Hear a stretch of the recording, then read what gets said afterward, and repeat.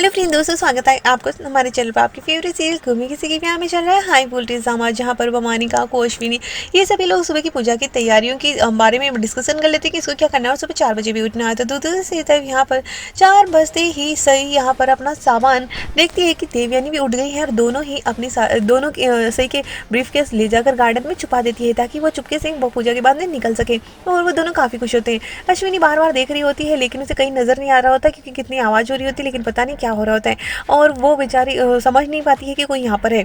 और देवयानी और सही का प्लान कामयाब हो जाता है। तो दूसरी तरफ यहाँ पर देखने को मिलता है कि सभी लोग यहाँ पर तैयार हो जाते हैं। सुबह सुबह ही आते हैं सब लोग और यहाँ पर सम्राट के आने से और सनी भी आ जाता है और सभी लोग यहाँ पर खुश हो रहे होते हैं। तभी यहाँ पर करिश्मा को कहते हैं कि चलो तुम पूजा के लिए फूल लेकर आ जाओ। और अश्विनी के कहने पर करिश्मा फूल लेने जाती है बाहर, लेकिन यहाँ पर सही सोचती है कि अपने कोई इसके ब्रीफकेस ना देख ले, इसलिए वो उसके पीछे जाती है और वो उसका ध्यान भटका कर कहीं किसी और पौधे के पास से भेज देती है और फाइनली उसके ब्रीफकेस के सामने नहीं आते।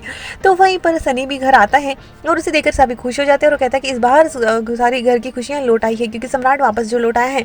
और इसके बाद में सम्राट और इस पत्र लेकर सभी लोग यहाँ पर मिलकर पूजा करते हैं और सभी लोग रिक्वेस्ट करते हैं कि यहाँ पर नीना से कि वो गाना गाए, आरती गाए।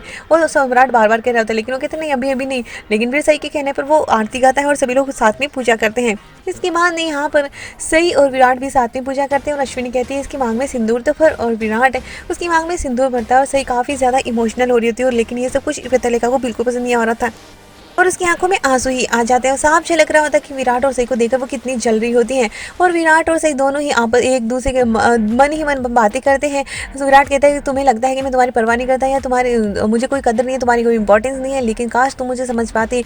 और सही के दिमाग में तो अभी यही चल रहा है कि वो घर छोड़ कर चली जाएगी। और अब पूजा के बाद नहीं सही घर छोड़ कर चली जाती है और पीछे से अश्विनी को थोड़ा सा बुरा सा एहसास होता है कि पता नहीं क्या होने वाला है और सही का एक्सीडेंट हो जाएगा बच्चे को बचाने के चक्कर में। तो दूसरी तरफ विराट को भी यही एहसास होगा कि सही के पास साथ पता नहीं क्या हो गया और सही को सब जगह ढूंढते नजर आएगा। तो दूसरी तरफ अनिकेत सही को लेकर हॉस्पिटल पहुंच जाएगा और सही का ट्रीटमेंट करवाएगा जिसे ब्लड की जरूरत पड़ेगी और अनिकेत उसको ब्लड भी देगा। तो यहाँ पर विराट को पास में कॉल भी आता है कि सही का एक्सीडेंट हो गया और सभी घर वालों के होश उड़ जाते हैं कि सही घर पर नहीं है और वो सारा सामान लेकर चली गई है।